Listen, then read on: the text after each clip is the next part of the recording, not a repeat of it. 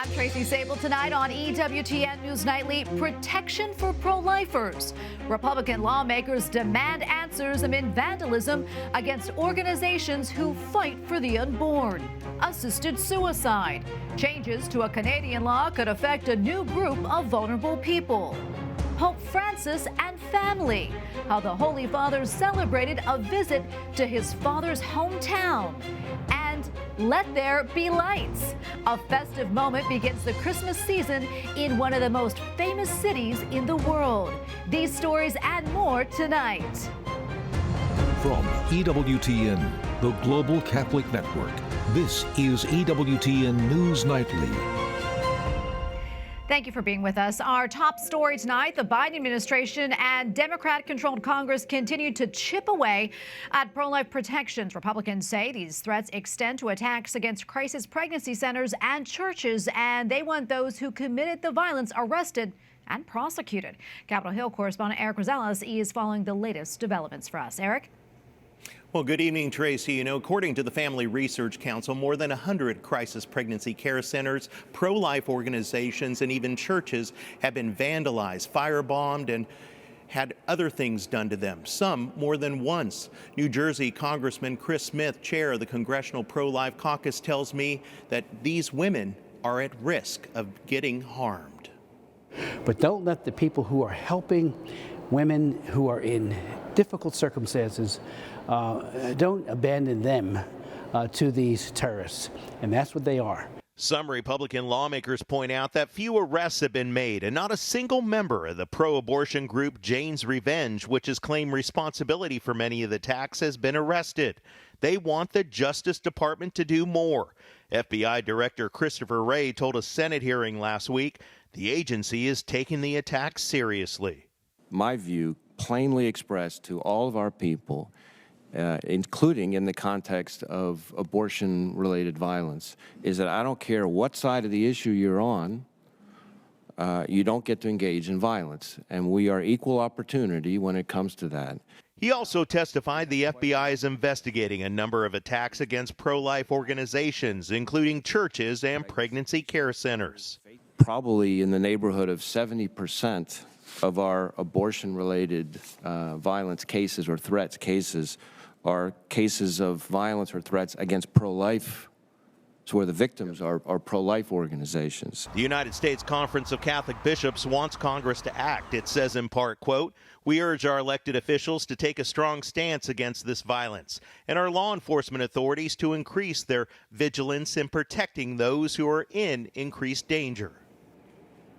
Pro-life groups are putting the pressure on the Department of Justice and the Attorney General to bring cases against these people. Now, Republicans on Capitol Hill, like New Jersey Congressman Chris Smith, are making it a point to bring back his bill. That's to bring harsher penalties against these criminals when they take over Congress come January. At the Capitol, Eric Rosales, EWTN News Nightly. Nearly 24 Republican lawmakers are trying to add protections for religious freedom to a same-sex marriage bill that advanced last week in the Senate. Senator Mike Lee of Utah is leading that push. He wants an amendment added to the Respect for Marriage Act. His proposal would prohibit the government from discriminating against anyone who believes marriage is between one man and one woman. Last week, the measure advanced in the Senate thanks in part to support from a dozen Republicans. Well, Republican presidential hopefuls gathered in Las Vegas to gain attention before the 2024 election. Former President Donald Trump, who already kicked off his campaign, spoke via video. However, he could face competition from former members of his own administration. Who knows? The next time we're together, we could be on a stage, multiple podiums. Who knows who else might be with us? Yeah, who knows? And who knows who will between us, and who knows what nicknames we might have. Mike Pompeo served as President Trump's Secretary of State. He now says conservatives deserve leaders who fight for them and not their own egos. Other speakers at the Republican Jewish coalition included former Vice President Mike Pence, Senator Ted Cruz, and Senator Tim Scott. The White House says that it wants to improve relations with the Philippines. Vice President Kamala Harris stopped there on her way back from the APEC summit in Thailand. Thank you. Thank you for the warm welcome. It's good to be with you.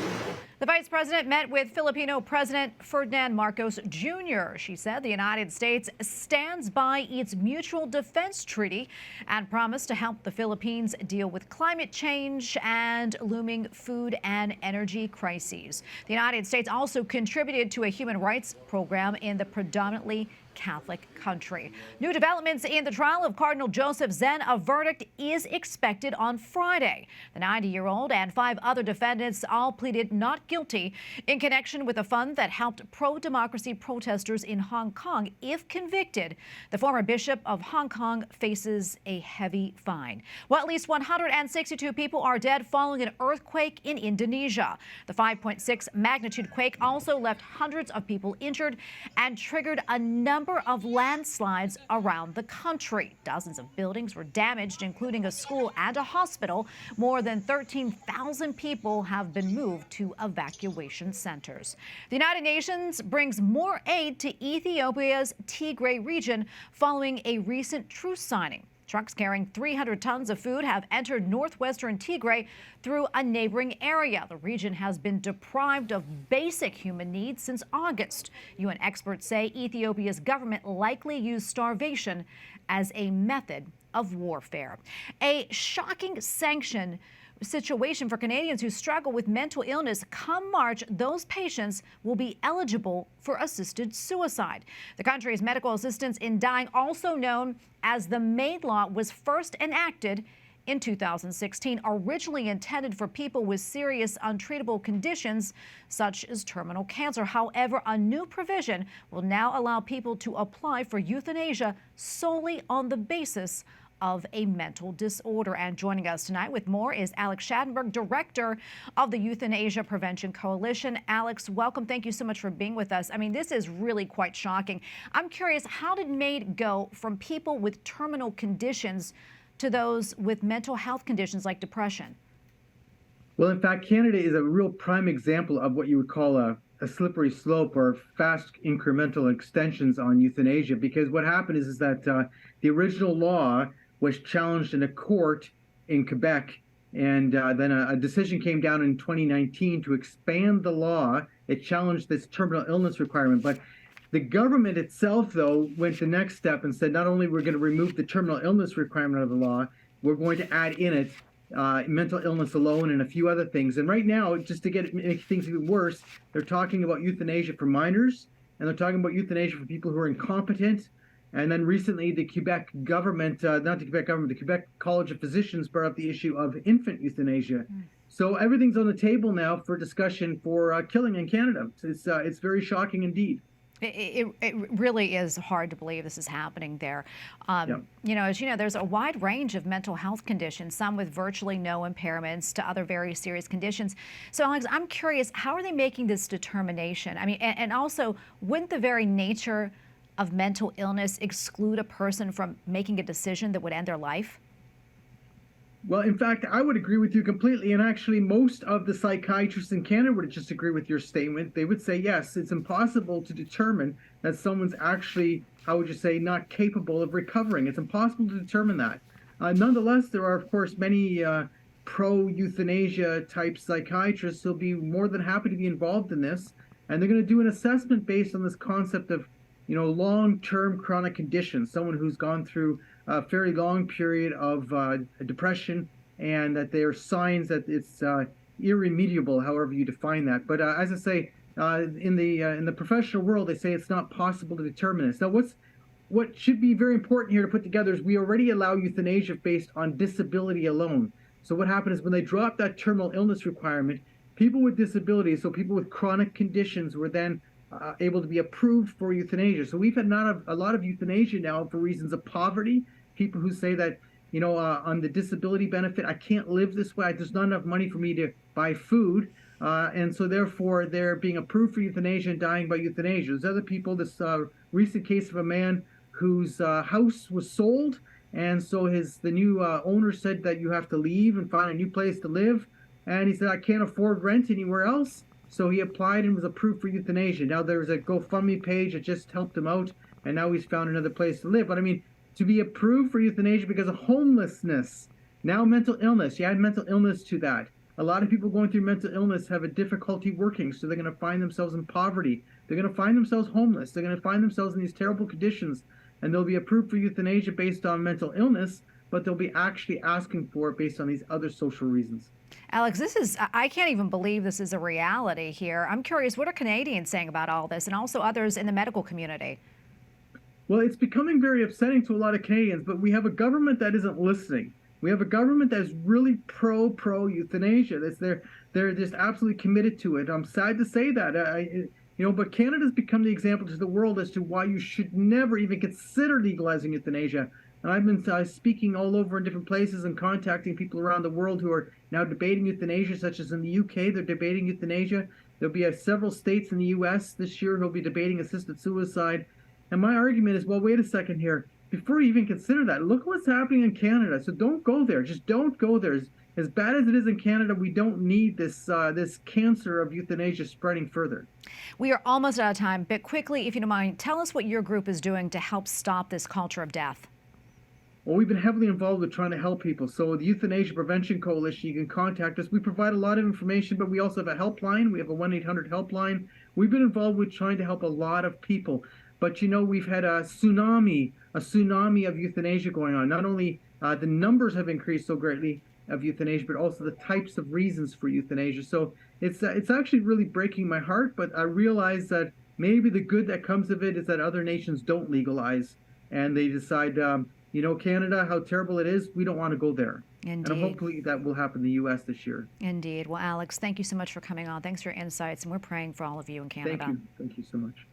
And we have a lot more still to come here on EWTN News Nightly, including the Catholic Church in Germany. Analysis of the Holy Father's discussions with bishops about the controversial synodal path, and a Thanksgiving tradition at the White House.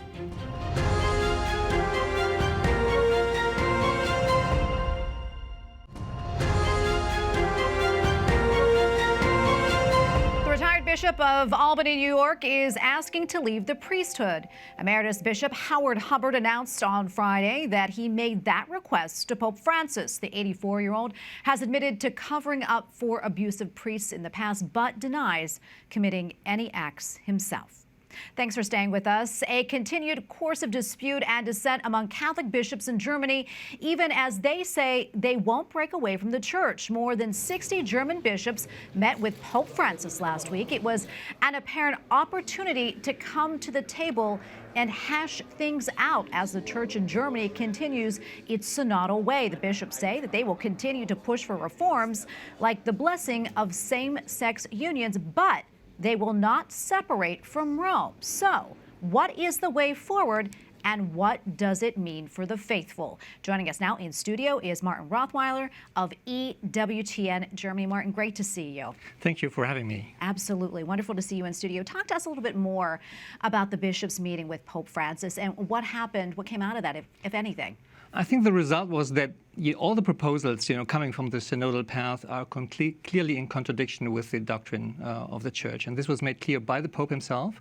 The Pope himself admonished the German bishops not to have read his letter to the Catholics in Germany and not to have taken this really for serious, and asked them to read this again and again and consider it. I mean, this is something, saying the Pope, you have not taken my role as a Pope serious. So the second thing is also that all the questions like priestly ordination of women, like same-sex marriages or blessing of same-sex marriages, like the structure of the church, what is the role of the bishops? All these basic questions are not in line, with the teaching of the church. This was clearly said and stated by the representatives, by the head of different dicasteries, like the dicastery for the doctrine of faith, Cardinal Zen, the dicastery for the bishops, this was Cardinal Ladarian naturally, and the dicastery for bishops, by Zen. So I think this was very, very clear. And I think we can say that probably the time before the ad limina visit cannot be the same like after the ad limina visit, because everything was really made clear. There was even the question of a moratorium of the synodal path, which was kind of rejected by the German bishops. So we will have this 5th plenary session of the General Assembly of the synodal path next year. But, we have to wonder, we have to see, what the bishops going back home will tell the members of the synodal path, of the synodal way. So we are looking forward and have to expect what is coming out of that. Yeah, and I know that Bishop Atzing, the president of the German Bishops' Conference, he was asked by reporters about this, and he said, we want to be Catholic in a different way. This, as he maintains, that there will not be a break from Rome. So can you help us unpack that kind of confusing, conflicting there? What do you think this means? I think it's kind of reflecting the ambiguity, of the way not all the German bishops, but especially I think also the president, the chairman of the German Bishops' Conference, is using to explain what he wants. But I think it shows the difference. They want to be Catholic. He said, yes, we are Catholic, we are remaining Catholic, but we want to be Catholic in a different way. So what does this really mean? That's a big question, and especially after this visit to Rome. Will there be any consequences? Will they continue to be disobedient or in disagreement with church teaching? And what does it mean? Is it a schism? Is it not a schism? So it's not clear, and we cannot predict what will be happening. What is clear is probably the strategy to say, okay, we're still in a dialogue, and Rome asked us to continue this dialogue. What is also clear, Rome said, put all the questions which regard the doctrine of the church onto the universal level of the universal church, and don't discuss it just on your own, and take a separate way. So I think Betzing will continue to say, okay, it's not a short distance run, it will be a long distance run, so don't be disappointed. And I think they will still try to keep the expectations that they have provoked under the faithful, or under a part of the faithful at least, maybe the majority, naturally the majority of the synodal way. Yeah, I mean, this is all very confusing. I'm curious, what are you hearing from the faithful in Germany about this? And also, what about, parish priests? I think the parish priests are really in a difficulty. If you think they hear confessions and they have to tell the people something or about the Catholic faith, and then the people in the confessional can say, okay, but your bishop tells me different things in the public. So I think this is really a matter of conscience for priests in a very difficult situation. Also for the people in the pews, I think especially of those maybe who practice adoration, Eucharistic adoration, a lot of young movements also who are not in line with the majority, and we see the vast majority of the bishops right now. I think they're in a difficult position. They may be encouraged a little bit by the ad limita visit that we have seen right now, and the results of it, at least the clearness in which it was made clear that the synodal path is not in line with the Catholic teaching. But it's very, very difficult and hard for people, and I think especially for priests. But there are hopes, there are good points, I think, also as well in Germany. And let's bring that up. We're literally almost out of time, probably about 20 seconds left. But what are the bright spots with the church? I think one of the bright spots is for sure the new Catholic, the Cologne University of Catholic Theology, which is very, very important because there, at least there's the occasion for professors and researchers who are in line with the teaching of the church who do their profession, because otherwise they would not have a chance in their academic career.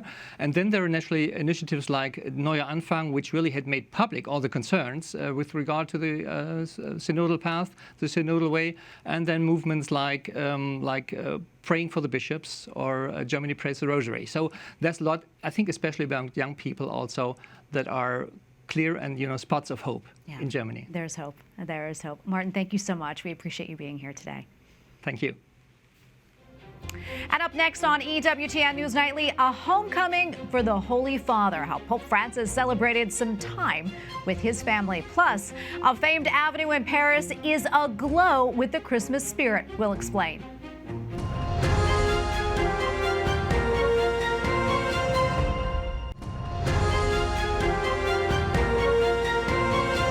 We are back tonight. Pope Francis reminds the faithful that Christ accepts all people and everything about them, including their pain and weakness. Una brutta malattia l'indifferenza, sai?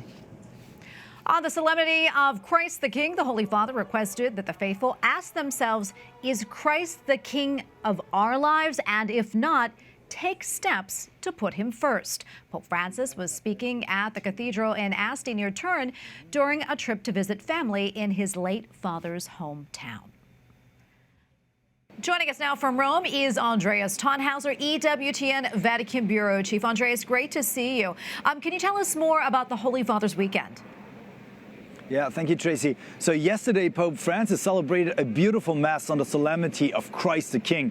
However, this didn't happen here at St. Peter's Basilica, but in Asti, in northern Italy. The Holy Father visited the city over the weekend to meet members of his family. His father had lived in the Diocese of Asti before migrating to Argentina.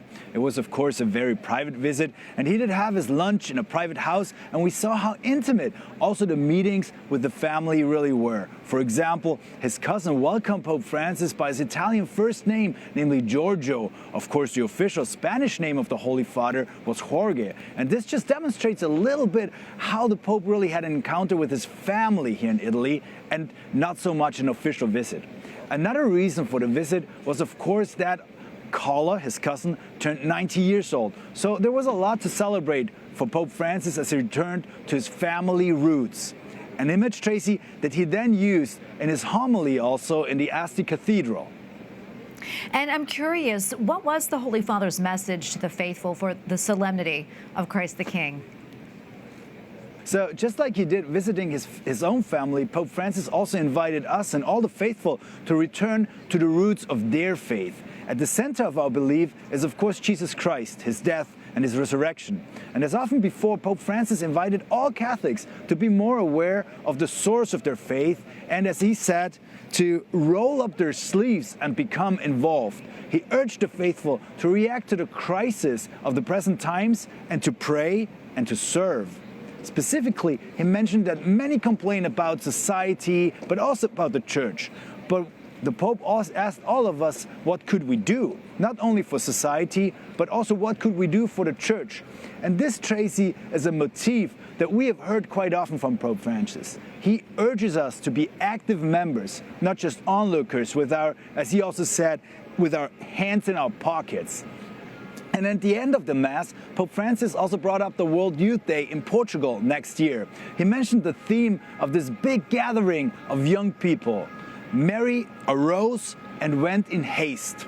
This was the theme, and addressing especially the young people of Asti, he said that he likes to contemplate the scene when Mary got up on her feet to go to her cousin Elizabeth. In prayer, he too asks Our Lady often to hurry up and solve a problem that he has. And today, the Holy Father said we need young people who are not slaves of their mobile phones, but who want to change the world, just as did Mary. Indeed. And Andreas, before I let you go, I know there's a lot of activity there at St. Peter's Square. Tell us what's going on in the background. Yeah, I'm glad you noticed, Tracy. So with the Solemnity of Christ the King, we of course finished the liturgical year, and also here in Rome now everybody is preparing for Christmas. And that's also true of the Vatican, because behind me you can already see the big Christmas tree that is being dressed up. And this year it comes from the region of Abruzzo, it's just outside of Rome. And next to it they are preparing the nativity scene, the installation for this scene, and this year it will come from the north of Italy. There, the art of wood carving is quite famous, and the nativity will be made out of wood. We have not yet seen it, but it will be a big surprise, I'm sure, when it will be revealed on the 3rd of December, so just next week. Then we should know more. And it will be presented to the public in a big celebration. So festive times ahead here in Rome. And Andreas, thank you so much for that report. We appreciate it. Andreas Thonhauser, EWTN Vatican Bureau Chief. Thank you again. Rome isn't the only city getting into the holiday spirit. Christmas lights were switched on last night in Paris. Well, the mayor had the honor, together with invited guests, at the Arc de Triomphe. The display brightly shines along the famous Avenue des Champs-Élysées. Well, finally tonight, back here in the United States, the president and first lady kicked off Thanksgiving week with a traditional turkey pardon, and this year's recipients made a grand entrance. Please welcome the 2022 National Thanksgiving turkeys, chocolate and chip. The two birds walked proudly to the podium, each weighing nearly 50 pounds. Lucky for them, They will not be Thanksgiving dinner this week. Instead, they will return safely home to North Carolina State University. The presidential turkey pardon began back in 1947. We thank you for watching tonight, and remember, you can follow us on social media, Facebook, Twitter, and Instagram at EWTN News Nightly. I'm Tracy Sable. Good night, and God bless.